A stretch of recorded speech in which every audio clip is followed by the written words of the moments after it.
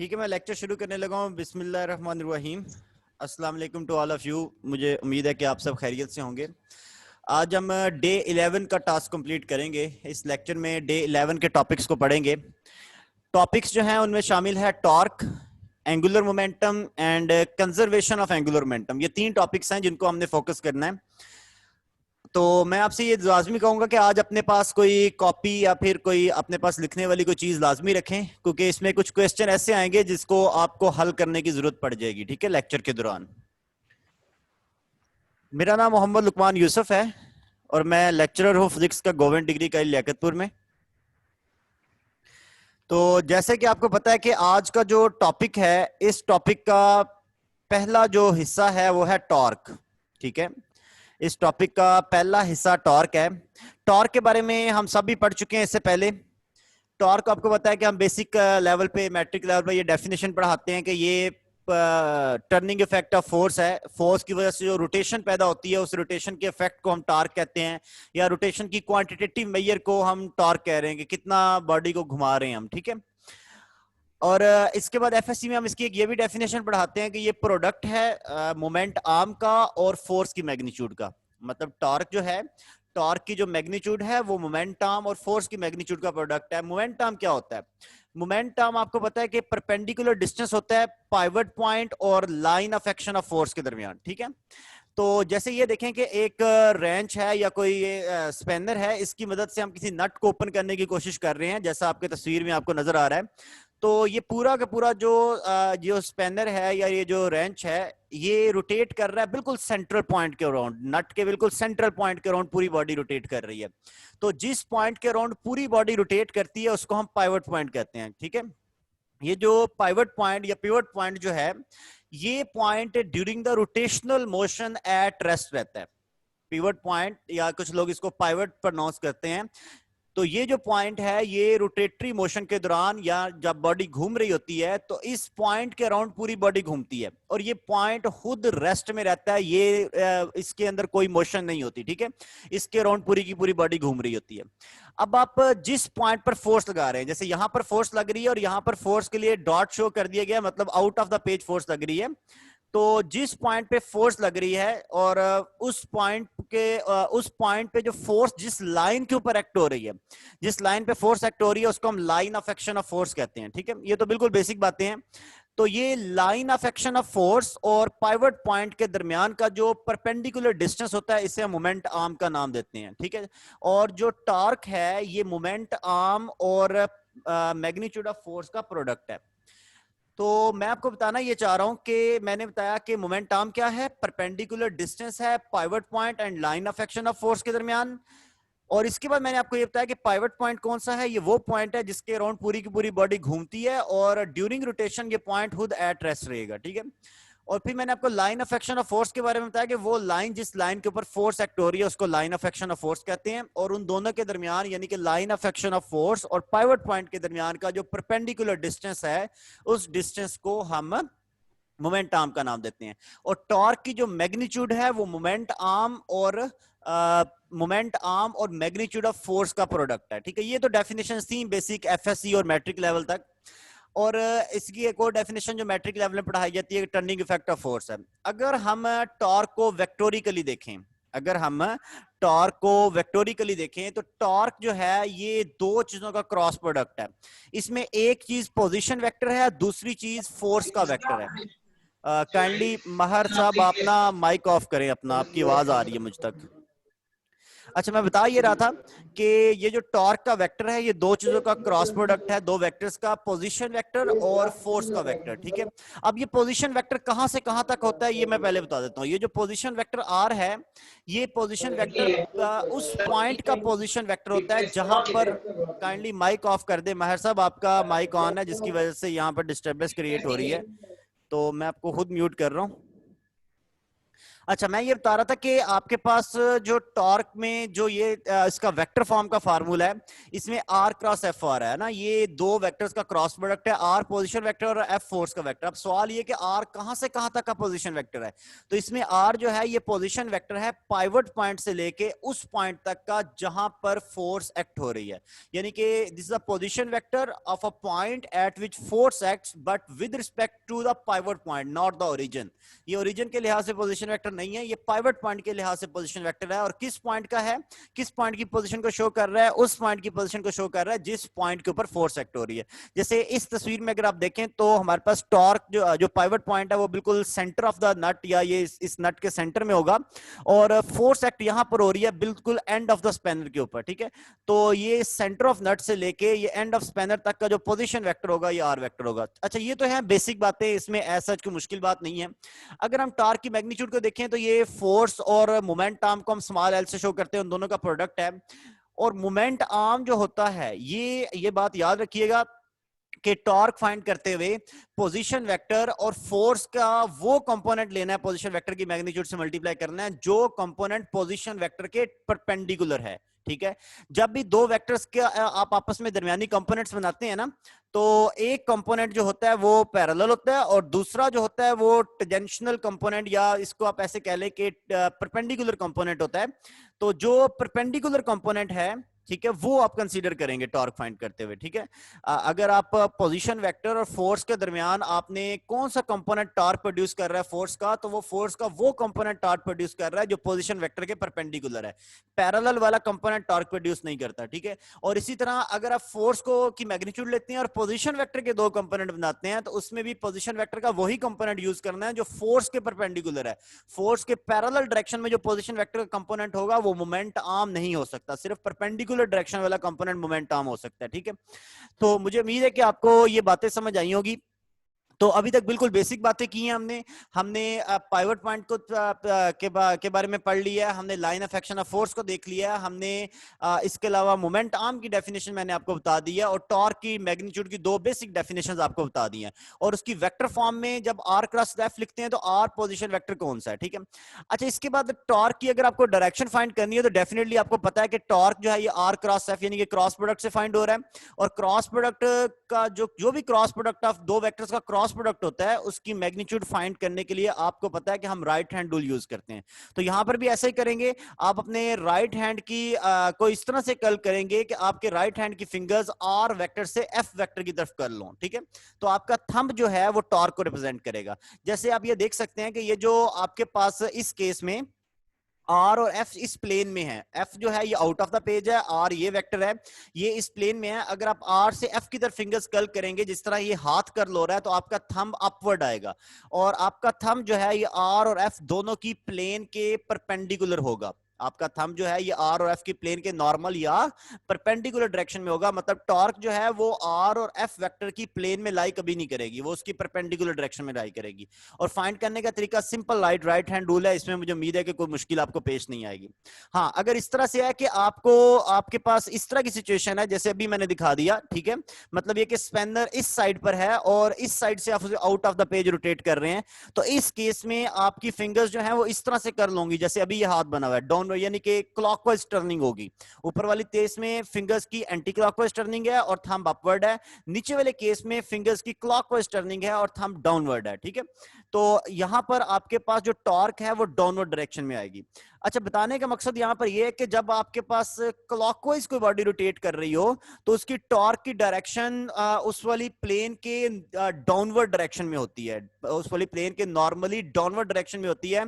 और जब कोई बॉडी एंटी क्लॉकवाइज रोटेट कर रही हो तो उसकी टॉर्क की जो डायरेक्शन है वो प्लेन ऑफ रोटेशन के अपवर्ड डायरेक्शन में नॉर्मल होती है, ठीक है। तो इसलिए हम एंटी क्लॉकवाइज टॉर्क के लिए पॉजिटिव साइन यूज करते हैं कन्वेंशनली, और क्लॉकवाइज टॉर्क के लिए नेगेटिव साइन यूज करते हैं, ठीक है। तो यहां तक मैंने टॉर्क क्या है, टॉर्क की definition basic, pivot point, line of action of force, उसकी वेक्टर फॉर्म, और इसके बाद मैंने उसकी डायरेक्शन फाइंड करने का सिंपल मेथड बताया, और ये बताया कि अगर मैग्नीट्यूड फाइंड करनी है तो जो परपेंडिकुलर कंपोनेंट है वो यूज करेंगे, पैरेलल कंपोनेंट आप यूज नहीं करेंगे टॉर्क में। और टॉर्क फाइंड करते हुए जो एंगल थीटा है ना, ये आर वेक्टर और एफ वेक्टर के दरमियान का एंगल है। और मैं आपको दोबारा से बता दूं, मैंने पहले भी ये बात बताई हुई है कि जब भी दो वेक्टर्स का दरमियानी एंगल आपने देखना है तो उन वेक्टर्स को टेल टू टेल जुड़ा होना चाहिए। जब भी आपको दो वेक्टर्स का दरमियानी एंगल देखना है तो उन वेक्टर्स को टेल टू टेल जुड़ा होना चाहिए। अगर एक वेक्टर हेड टू टेल जुड़े हैं तो उनके दरमियान जो एंगल बन रहा है वो उन दोनों वेक्टर्स का दरमियानी एंगल नहीं हो सकता। ठीक है, जब भी आप एंगल देखेंगे तो वो एंगल देखना है जब दोनों वेक्टर टेल टू टेल जुड़े हों। तो यहां तक बिल्कुल बेसिक बातें हैं, इसमें मुझे उम्मीद है कि ऐसी कोई मुश्किल बात नहीं है। तो अगर आप कोई क्वेश्चन यहां तक से पूछना चाहते हैं तो पूछ लें, फिर मैं इसको आगे कंटिन्यू कर रहा हूं।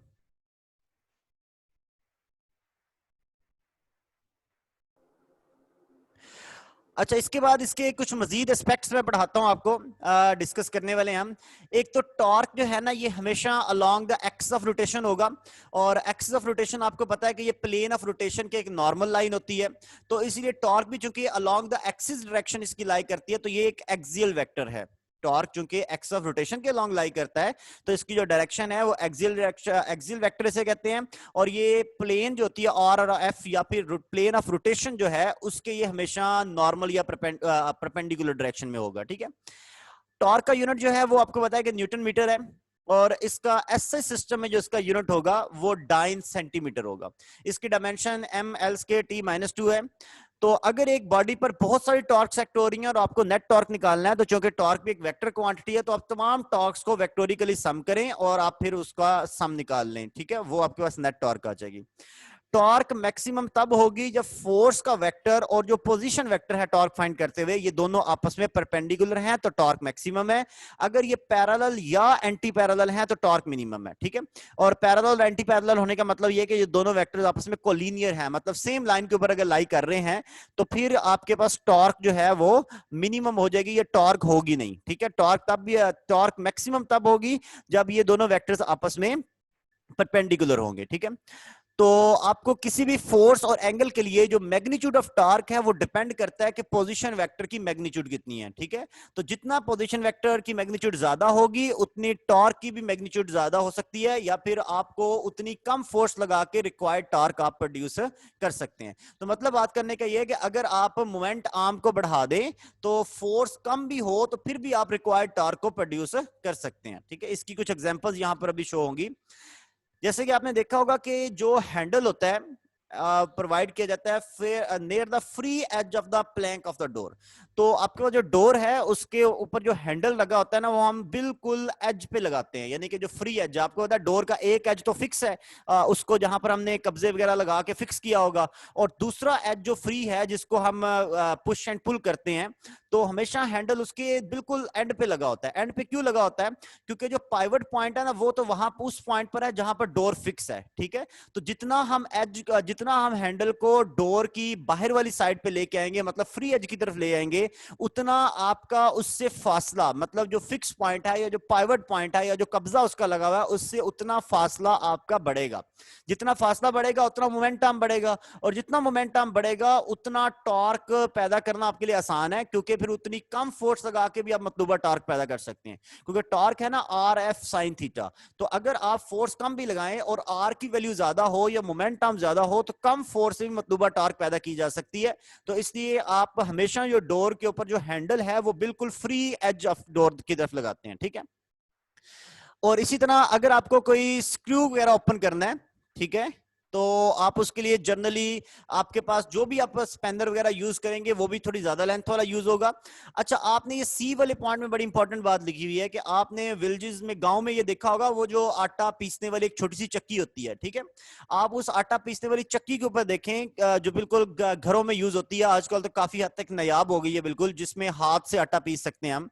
तो अगर आप किसी ने वो देखी हो या फिर किसी ने कोई पुराने जमाने की वीडियोस में वो देखी हो, तो उसमें देखना कि उसमें भी उस चक्की के ऊपर जो हैंडल लगा होता है ना उसको घुमाने के लिए, वो बिल्कुल उसके व्हील की आउटर पार्ट पे लगा होता है। व्हील के आउटर पार्ट पे लगाने का मकसद भी यही है कि आपके पास जो centre of x of rotation से फासला जो है उस हैंडल का बढ़ जाए, जिससे मोमेंटम बढ़ जाए। मोमेंटम बढ़ जाएगा या आर की वैल्यू बढ़ेगी तो कम फोर्स लगा के भी आप उसके टॉर्क पैदा कर सकते हैं, क्योंकि टॉर्क जो है वो आर एफ साइन थीटा के इक्वल है। अगर फोर्स कम भी हो और आर की वैल्यू ज्यादा हो तो आप मतलूबा टॉर्क पैदा कर सकते हैं। ठीक है, और इस तरह जो आपके पास रेंच है, कोई आपने कोई स्पैनर वगैरह ओपन ओपन करना है तो रेंज जितना लंबा होगा उतनी कम फोर्स से भी आप उस नट को खोल सकते हैं, मतलूबा टॉर्क पैदा कर सकते हैं। तो यहाँ भी बिल्कुल बेसिक एफएससी लेवल की बातें हमने की हैं। अगर आपको यहाँ तक कोई क्वेश्चन पूछना है तो आप माइक ऑन करके पूछ सकते हैं, फिर मैं इसको आगे कंटिन्यू कर रहा हूँ।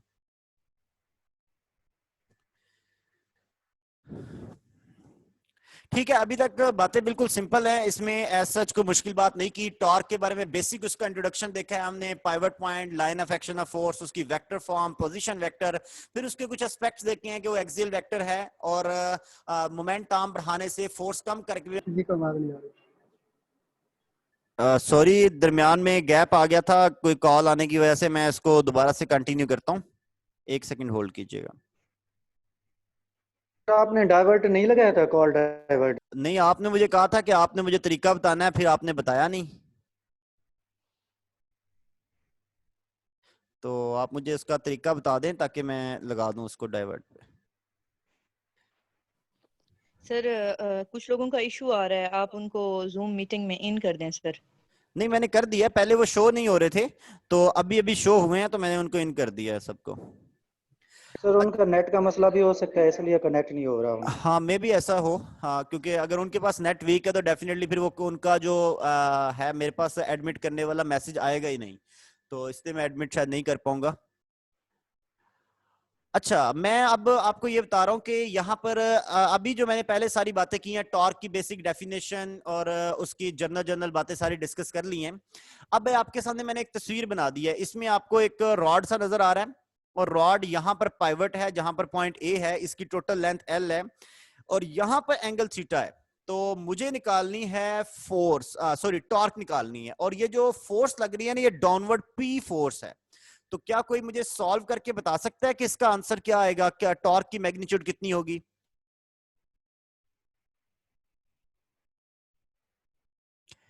फोर्स डाउनवर्ड लग रही है सर ये? हाँ जी, हाँ जी, फोर्स डाउनवर्ड लग रही है। कुछ लोग मुझे कह रहे हैं कि आवाज नहीं आ रही, तो काइंडली वो अपना माइक वगैरह देख लें दोबारा से। हाँ, इसको सॉल्व करने की कोशिश करें, मैं जिन लोगों को आवाज नहीं आ रही मैं उसके मसले के ऊपर थोड़ा सा गौर करता हूँ।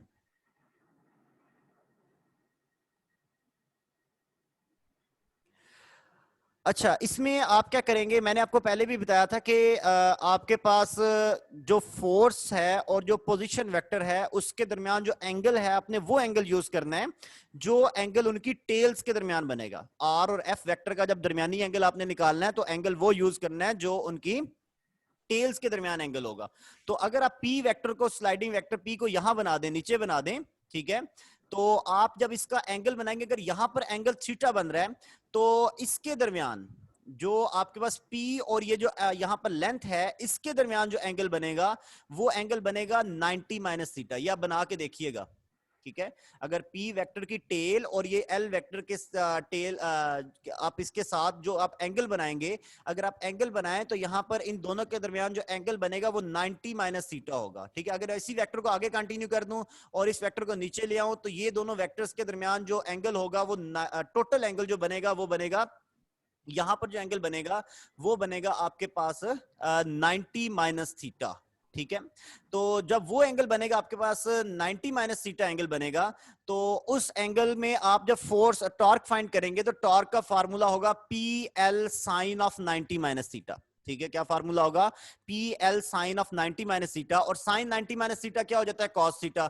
तो इस केस में जो टॉर्क है वो पी एल कॉस थीटा होगी। तो इसको आप सॉल्व करने की कोशिश कीजिएगा, इस केस में जो टॉर्क है वो पी एल कॉस थीटा होगी। अच्छा, इसी तरह यहां पर आपको एक फोर्स और एक ये वाला रॉड सा नजर आ रहा है, रॉड को पॉइंट ओ पे पाइवट किया गया दूसरी वाली तस्वीर में। अगर कोई मुझे इसमें एंगल बताए कितना एंगल बन सकता है, तो अगर मुझे जी 60 बन गया। इसमें जो एंगल बनेगा ना, अगर आप इसी वेक्टर को यहां बना दें, बल्कि इसी लाइन को ऐसे सीधा ऊपर की तरफ कर दें, ठीक है, तो अगर यहां एंगल 120 बन रहा है तो उसकी अपोजिट साइड पे भी जो एंगल है वो 120 ही बनेगा, ठीक है। जैसे आपको पता है ना, एक लाइन जो है वो किसी हॉरिजॉन्टल लाइन को दूसरी लाइन क्रॉस करे तो उसकी एक साइड पे जितना एंगल बनता है उसकी अपोजिट साइड पे भी उतना ही एंगल बनेगा, ठीक है, 120 बनेगा। तो वो जो 120 डिग्री का एंगल है उसको आप 90 प्लस 30 डिग्री भी लिख सकते हैं, या सिंपली 120 लिखेंगे तो ये जो आंसर है आपको पता है कि एफ आर साइन 120 आ जाएगा। अगर साइन 120 को आप 90 प्लस 30 लिख दें तो आप उसको कॉस में भी कन्वर्ट कर सकते हैं। ठीक है, तो मतलब ये कि इधर बात करने का मकसद इस स्लाइड पे ये है कि आपको एंगल निकालना, वो एंगल निकालना है जब दोनों वेक्टर्स की टेल्स आपस में, जो दोनों वेक्टर्स की टेल्स के दरमियान बन रहा होगा। और टेल्स बनाने के लिए जरूरी नहीं कि पूरा वेक्टर स्लाइड करें। जैसे ये एफ वेक्टर है ना, तो जिस तरह ये एरो जो कर्सर जिस तरह आपको दिखाएगा, बिल्कुल इसी तरह आप एफ वेक्टर को बिल्कुल ऐसे सीधा ऊपर की तरफ बना सकते हैं। और ये जो रॉड है इसको भी बिल्कुल इस तरफ को बना दें, सीधा इस तरफ को। ठीक है, तो इससे आपके लिए एंगल निकालना ईजी हो जाएगा। जी पूछें मिस सैरिश, आप पूछ सकती हैं। सर ये जो इनकी टेल के दरमियान एंगल बनेगा ना, दो एंगल बनेंगे, एक 120 बनेगा, एक 60 बनेगा। हम 60 लेंगे ना सर? नहीं जो नहीं, हम मिनिमम एंगल 120 एंगल यूज करेंगे जो एंगल आपकी टेल्स के दरमियान बन रहा है। ठीक है, आप जो एंगल बना रही हैं वो आप दूसरा एंगल बना रही हैं। मैं आपको जो एंगल बता रहा हूं वो ये है कि एंगल की जो डायरेक्शन हो ना, वो आर वेक्टर से एफ की तरफ हो, ना कि एफ से आर की तरफ हो। ठीक है, एंगल की जो डायरेक्शन हो वो आर से एफ की तरफ होनी चाहिए, एफ से आर की तरफ नहीं होनी चाहिए, क्योंकि क्रॉस प्रोडक्ट में होता है ना आर क्रॉस एफ, ना कि एफ क्रॉस आर। ठीक है, तो मुझे उम्मीद है कि आप ये बात फॉलो कर गई होंगी। अच्छा, इसी तरह यहाँ पर भी बनेगा जी फिर तो सर 60 बनेगा अगर हम आर क्रॉस एफ करके इसी एफ को ऊपर स्लाइड करते हैं। जी जी, फिर ये जो मतलब नहीं नहीं, ये देखे ना, अगर तो ये बिल्कुल सीधा वेक्टर होता फिर 90 बनता, लेकिन ये वेक्टर अगर आप इसको उठा के ऊपर ले जाएंगे तो 90 से तो ज्यादा ही एंगल बनेगा ना उसके दरमियान। इस तरह इस डायरेक्शन में एंटी क्लॉक जो यहाँ एंगल बनेगा आर से एफ की तरफ, अगर आप इसको ऊपर ले जाते हैं तो वो आपके पास जो एंगल होगा 120 डिग्री बनेगा। इसको बना के देखिएगा पेज के ऊपर, जब आप लेक्चर के एंड होने के बाद ट्राई कीजिएगा इसके लिए। ठीक है सर, ये हम एक्सटर्नल एंगल लेते हैं ना इसमें? नहीं, एक्सटर्नल एंगल की बात नहीं है, बात यह है कि दोनों वेक्टर्स की टेल्स ज्वाइन हो, नंबर एक। और दूसरी बात यह है कि जो वेक्टर का जो आर वेक्टर है, टेल ज्वाइन होने के बाद आर वेक्टर से एफ वेक्टर की तरफ आपका एंगल हो। ठीक है, एक्सटर्नल या इंटरनल एंगल की बात नहीं है यहाँ पे।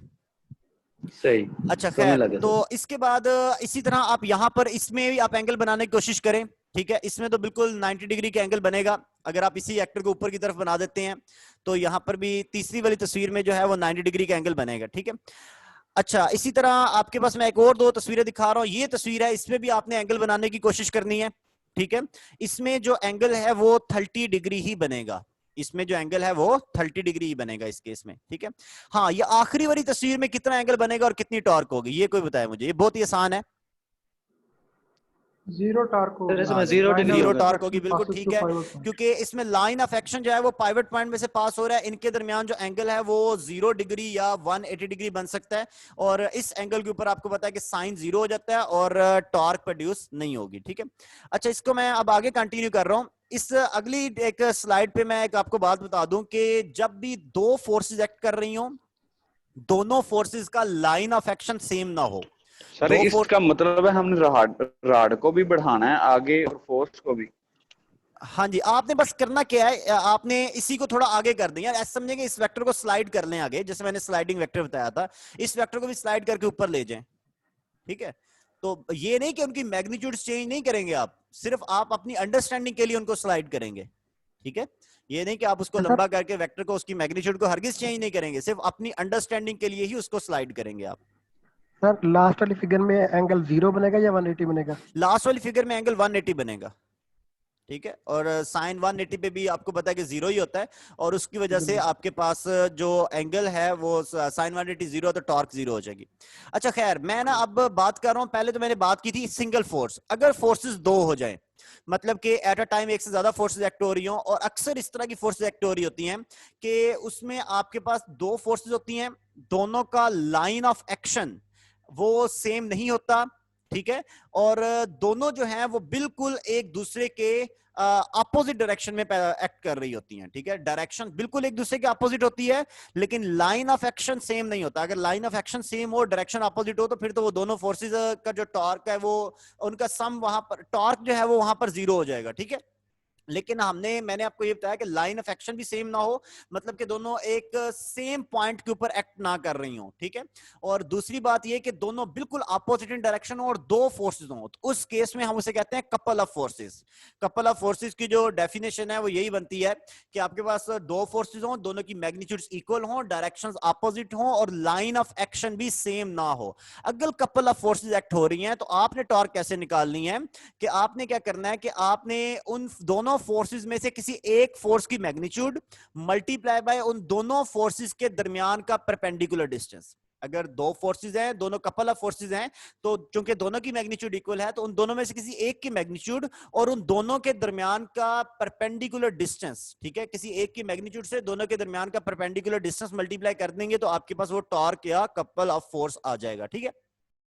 अच्छा, बात मैं ये करने वाला हूं कि अगर आपके पास दोनों के दरमियान का परपेंडिकुलर डिस्टेंस गिवन नहीं है, दोनों फोर्सेस के दरमियान का परपेंडिकुलर डिस्टेंस गिवन नहीं है, तो फिर आप उसमें फोर्सेस के वो कंपोनेंट यूज करें जो परपेंडिकुलर टू डिस्टेंस हैं।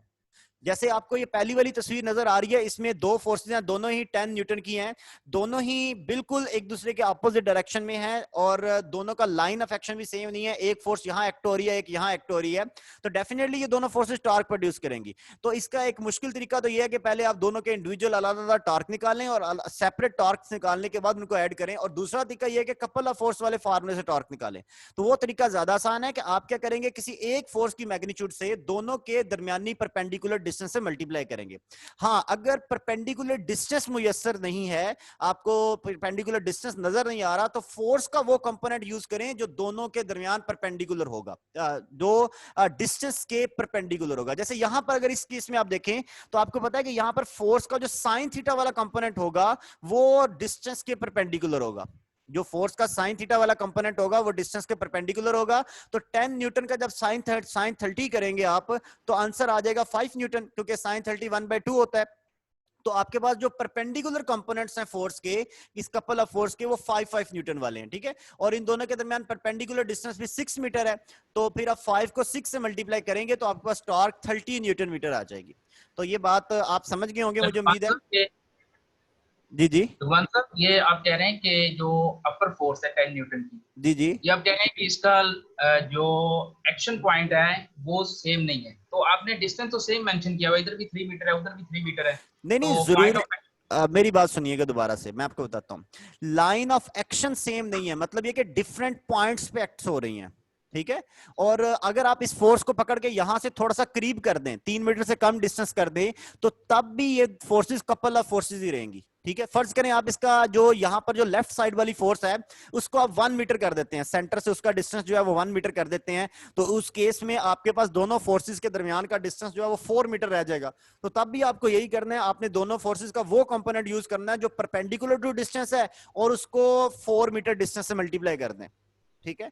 तो मुझे उम्मीद है कि आप बात फॉलो कर गए होंगे। जरूरी नहीं है कि आपके पास इक्वल डिस्टेंस हो तो तब भी वो कपल है, अगर इक्वल नहीं भी है तो तब भी वो कपल ऑफ फोर्स हो सकता है। अच्छा, इसी तरह यहां पर भी आप दूसरी तस्वीर आप देख, एक ही कंपोनेंट को मल्टीप्लाई करने से आंसर आ जाएगा। हाँ, आपने करना क्या है कि आपने सिर्फ एक फोर्स का वो कंपोनेंट यूज करना है जो डिस्टेंस के परपेंडिकुलर है।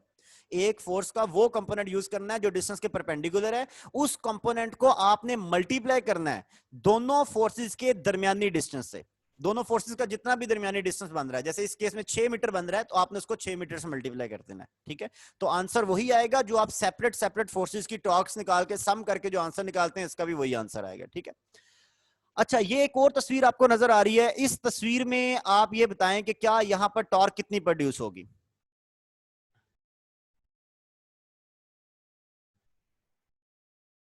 0 होगी सर। हाँ, इस तस्वीर में बिल्कुल सही कह रहे हैं, 0 टॉर्क प्रोड्यूस होगी, क्योंकि ये कपल ऑफ फोर्सेस नहीं है, ये दोनों फोर्सेस सेम डायरेक्शन में हैं, और इसलिए इस पे कपल वाला फार्मूला हरगिज आप अप्लाई नहीं करेंगे। और इसके अलावा आप इसमें जो दोनों जब सेम डायरेक्शन में हैं, तो दोनों जो टॉर्क प्रोड्यूस करेंगी, एक क्लॉकवाइज टॉर्क प्रोड्यूस करेगी, एक एंटी क्लॉकवाइज, दोनों का पाइवट पॉइंट से डिस्टेंस भी सेम है, दोनों की टॉर्क्स इक्वल होंगी और अपोजिट इन सेंस होंगी, इसलिए नेट टॉर्क 0 हो जाएगी यहां पर, ठीक है। तो इस केस में आपके टॉर्क 0 है।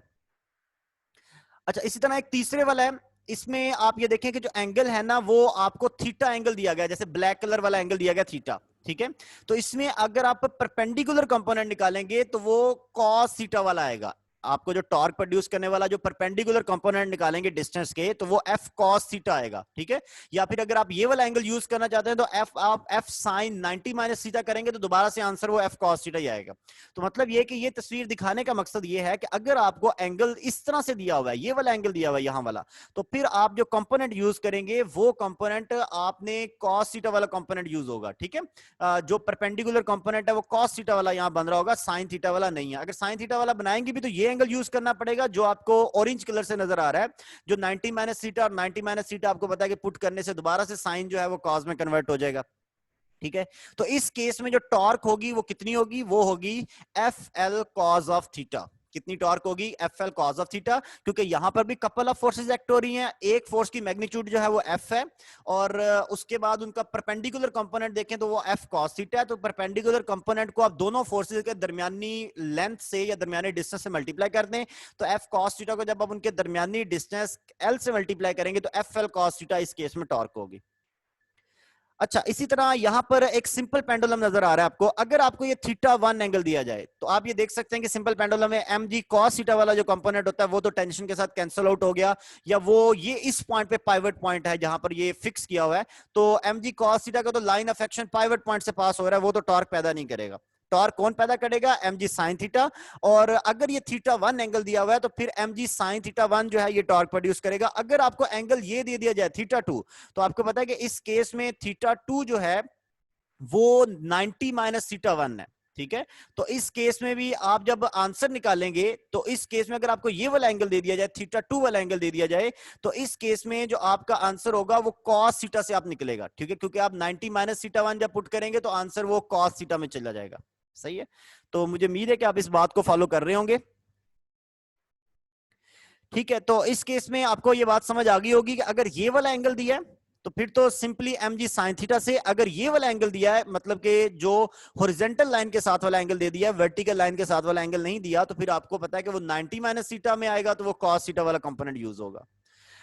अच्छा, अगर आपको यहां टॉर्क फाइंड करनी हो, ये जो सिचुएशन नजर आ रही है, जो आखिरी तस्वीर अभी अभी स्क्रीन पे जो मैंने शो की है जिसमें 4 मीटर डिस्टेंस है दो फोर्सेस के दरमियान, तो क्या यहां टॉर्क प्रोड्यूस होगी या नहीं होगी, क्या ख्याल है?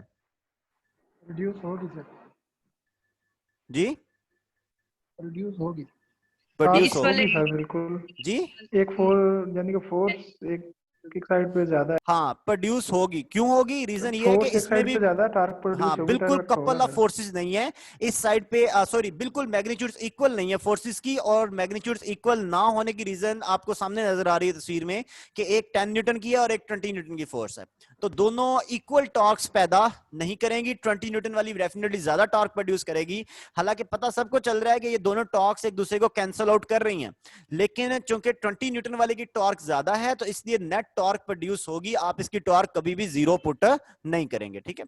तो मुझे उम्मीद है कि आपने ये बिल्कुल बेसिक सी बातें थी, मतलब कि कंपोनेंट्स निकालना, हमेशा टॉर्क निकालते हुए अगर तो कपल ऑफ फोर्सेस हैं तो वो फोर्स का आपने वेक्टर यूज करना है, जो वेक्टर फोर्स का वो कंपोनेंट यूज करना है जो डिस्टेंस के परपेंडिकुलर है, और अगर कपल ऑफ फोर्सेस हैं तो फिर आपने परपेंडिकुलर कंपोनेंट किसी एक फोर्स का यूज करना है, दोनों का नहीं, और उसको उन दोनों फोर्सेस के दरमियानी डिस्टेंस से मल्टीप्लाई कर दें तो सिंपली टॉर्क आ जाएगी। हाँ, अगर कपल ऑफ फोर्सेस नहीं है तो फिर आपको उनके लिए अलग-अलग सॉल्व करना पड़ेगा, वो फोर्सेस के लिए अलग सॉल्व करना पड़ेगा, लेकिन बात याद रखने की यह है कि कंपोनेंट वही यूज करेंगे जो डिस्टेंस के परपेंडिकुलर कंपोनेंट होगा। तो मुझे उम्मीद है कि आपको ये बातें समझ आई होंगी।